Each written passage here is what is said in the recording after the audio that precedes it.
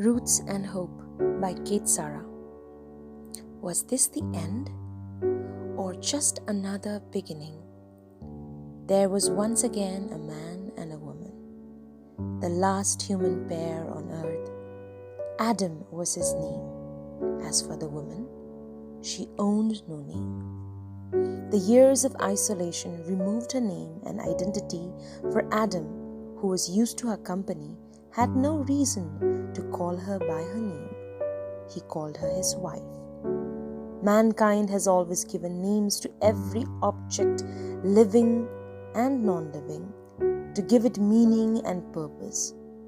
She was his wife, who later became a mother, and in this transition of name-calling, she forgot her true self, her own name. Adam and his wife survived the end times, excavating the barren earth for food. The ground was a rough surface, unable to produce food on its own. Their ancestors knew the fate of mankind, so in the crust of this earth were buried basic necessities that were essential for human survival, like food, water, and clothes. Their lungs that once needed oxygen were accustomed to the vacuum of air their body had evolved. This evolution had taken its toll on them. This human race was going extinct because though their lungs did not need oxygen to survive, mankind had become sterile. The race that once plagued the earth had been reduced. The opportunity of parenthood came in an unexpected way. In one of those excavations, they not only found food, water, and clothes, but a giant egg which was as big as the biggest pumpkin. Earthy brown in color, the skin looked fragile, yet was a sturdy, dense entity. Although Adam's wife was reluctant at first, they took it home to their cave on a hilltop. Adam was always curious. He wanted to know what was inside it. He watched it day and night, and on some warm mornings, he kept it out in the sun. For 7 days, he guarded the pumpkin egg with care. His wife felt neglected. She grew jealous of the egg and his attention towards it, but kept those feelings to herself, as there was no one to whom she could share these feelings to. It was after the 7th day when Adam and his wife returned home after a successful excavation and found the giant egg broken.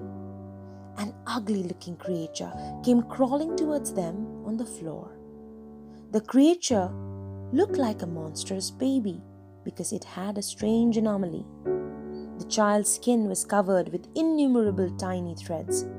On close inspection, they found that it looked like roots of a tree they had seen in books, a collection of which they had kept inside excavated trunks.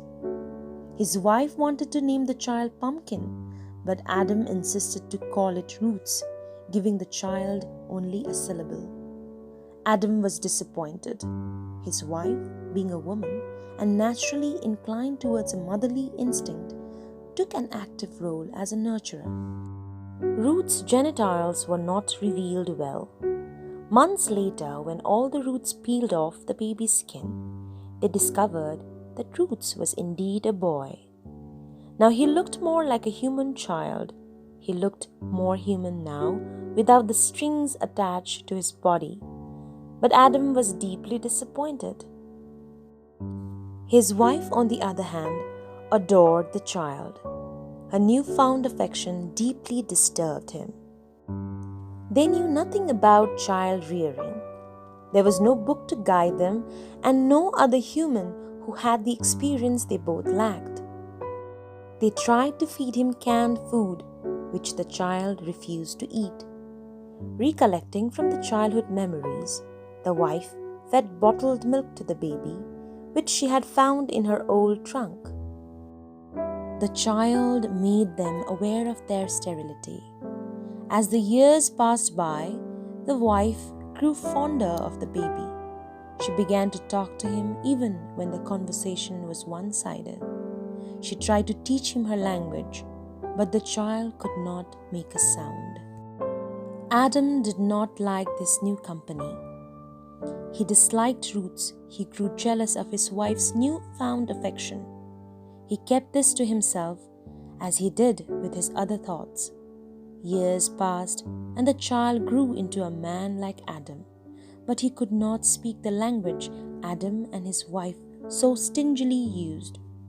He looked like them, walked and ate like them, understood their language, but he could not make a sound.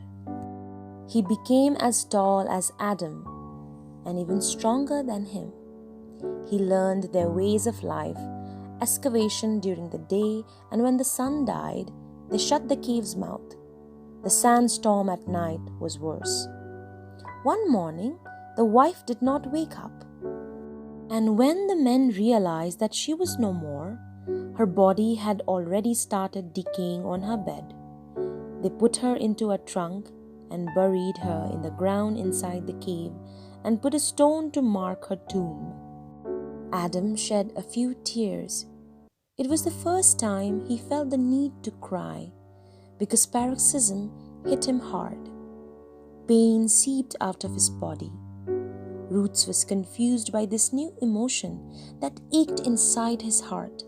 Something pierced within his chest, and he immediately forgot her face. Once again, silence filled the space. Two men spent their days digging out food and supplies for survival. Some days, Adam would look at Roots and his heart swelled with pity. Adam knew his end was near, so he called Roots one day and gave his last advice. Hidden underneath deep, she is lost. Guarded by walls, we are deprived of her. She is fragile yet heavy for your heart to hold. If you can find her, keep her and call her hope. Never lose hope. You will surely find her. Later, when Adam died, his last words echoed inside Roots' head. Adam slipped in his sleep like his wife. It was a quiet and a sad funeral. He buried Adam beside his wife. Roots soon forgot Adam's face. The silence was astounding now. Only wind mocked Roots. He dared not listen to the wind. Every day after the excavation, he shut the mouth of the cave and dug deeper inside his cave for hope. Never lose hope. You will find her someday. Adam's last words were misinterpreted by Roots, who believed there was another person like him. Hope that could be found somewhere in the dead world. He did not stop digging. Some days, when he felt lonelier than usual, he would dig deeper inside the earth even after finding his share of food and weekly supplies. He would ask the question that has haunted generations of humans before him and Adam. Where is hope? And one day, by sheer luck or by some mistake of the conspiring universe, he found an unusual object. It broke his pickaxe. Although it looked like an egg, the shell was sturdy built. It was not bigger than a deflated basketball he had kept inside one of his trunks. It was so heavy that he was sure it was the same hope Adam had told him about. He was disappointed at the size of his hope. It was neither too small to string it around his neck for a necklace, nor too big to cover the mouth of the cave. And, like every hope, when found late, curtails its power, he felt it useless. So, he kept it inside the trunk, beside the deflated ball. Days passed and weeks went by. The hard-shell egg grew bigger in the darkness, deprived of warmth that Roots had once received when he was just an egg. Roots survived his days in the wilderness, unknown that he had hope locked inside his own cave. The sun in the sky looked the same. The vast earth looked more arid with the passing years. He had dug every part of this wasteland and had emptied its resources that a day finally arrived. He found nothing. He was no more the young and agile man he once was. The years have matured in him. He could feel his brittle bone cracking dry. Some days he could hardly recognize himself in the mirror. He looked more like Adam. His search, that was limited to the farthest radius of his cave, was fruitless. This lasted for 2 days. When he found the ration was not sufficient for him to last another month, he packed his bag and decided to leave. Just then, he remembered the egg he had put deep inside the trunk, his hope. When he found the swollen trunk, he fell to the ground, aghast at the sight. The trunk was filled with overflowing fluid. There was no smell. He drew near to open the lid. What he saw next lit up his heart and the dark room. A young lady was sleeping peacefully inside the trunk, glowing like a fluorescent bulb. She had a small head covered by long onyx hair. Her eyes were closed and her naked body was covered in a thick fluid. She was young, beautiful, and delicate. He looked at her, savoring every bit of beauty that was in front of him. When she opened her eyes, he saw that her pupils were grey, for she was not much exposed to the sun. Her oval face stretched into a toothless smile. Roots found his face muscle moving. He was beaming at her. There were old clothes of the mother he had kept. She fit in perfectly. His cave was filled with things he had hoarded. It was his junkyard, with things that he valued and had no heart to discard, which he had kept to fill the empty spaces. He felt congested. He noticed the difference in her anatomy. There was no one to educate him about such mysteries. Initially, she couldn't walk. She would lay by his feet, twiddling her fingers. It took him hours to make her stand and a day to make her walk. When she was able to walk, he noticed a set of teeth in her mouth. Boy, she had an appetite. She ate 3 days' ration in an hour. Well, she had been inside the trunk for many years. Unlike Roots, she could produce sounds.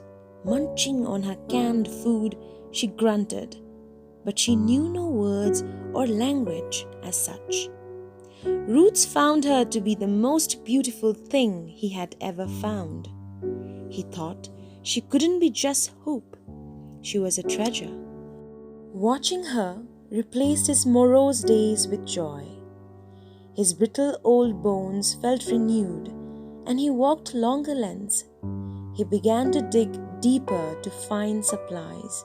Unfortunately, he had emptied the area, and the girl's diet was enough to feed a pack of hungry wolves. They were finally on their last meal. He had decided to leave the cave. Instruction was given in sign language. Fingers mid-air moved and created a language odd for both to decipher. He would scratch his head frustrated, and she blinked and yawned every time he spoke through his fingers. Next morning, nature stopped them at the door. It rained for the first time. Hails the size of a fist rained from above. The sky was dark and growled like an upset tummy. The veins of heaven were seen from the cave window, whose window pane had a thick layer of dust. The world outside looked sepia. Lightning cracked up the dark clouds, followed by thunderous sound that made it impossible for them to move. The girl rolled up into a ball near him. He looked out of the window with awe. How dangerous and beautiful, he thought for a while. The downpour lasted for hours that day, and by the time it stopped, the sun was at the horizon. Everything he knew outside was covered white. There was a sudden decrease in the temperature. He was lost now. He was already short of supplies. He waited for the snow to melt so to find his way. The girl found a bag of sardines Roots had forgotten. He thanked heaven, and with his hand lifted in air, he instructed her to cut down the food. Surprisingly, she understood him and nodded in reply. The white layer that stretched outside brought the temperature down. Roots found ways to melt it and preserved it into drinking water. Her teeth clattered as she had just a flimsy cloth wrapped around her. That night, he found her beside him in his bed. She had curled her body into a ball. She began to glow in the dark. He felt too cold to move. She was barely breathing. She drew near and placed her head on his chest. Her glowing skin was warm. His lids became heavy and the warmth radiated around the room. When he opened his eyes, it was already morning. He couldn't move. He tried, but he was chained to his bed. He felt weak with every struggle. There were strings coming out of his body. He tried to move, but he failed again. She was asleep and wasn't glowing anymore. She looked divine with her eyes closed. He wanted to make sound, but whenever he opened his mouth, his voice escaped from the depth of his throat. He couldn't make himself produce any sound. He could see the rays of sun. It was a new day. The white snow was melting. Hours passed by. She did not wake up. He realized that she was hibernating. Another day went by. He could not move. Her body glowed at night. He woke up next morning and felt a heavy weight on his body. He panicked when he found his skin was a thick wood. He could barely breathe. The strings were thicker now and hindering his sight. He could not see her. He wanted to see her the last time as he knew his end was near. She woke up to find him covered in an earthy blanket. She let out a loud cry. His eyes searched for her face and found her grey, moist ones near him. She kissed his eyes and cried the share of tears he could not shed. He wanted to call her, but his mouth could not move. His face was slowly eaten by the solid wood. She saw his lips tremble. She kissed his lips. He felt a gentle breeze inside his mouth. And then he heard himself for the first time, but his first word was her name. Hope. His voice was gentle. Hope. He called her again. Never lose hope. A sparkling liquid fell down his temples as he closed his eyes. She stayed with him for 2 more days. The heart was still beating, but Roots was already gone. His body had taken a majestic shape. He was a tree now, whose trunk that pierced the roof of the cave had finally escaped towards the sky. His last words echoed inside her head. Hope, never lose hope. There was no one to decipher those words for her. She left the cave to find the meaning of those words, to find hope, not knowing that it was her he was speaking of. The tree still stands in the same cave, having met his hope. The heart beats deep inside him, while his body rests. The world is still barren, and hope is somewhere, searching for another hope. Someone please tell her it was her all along. The end.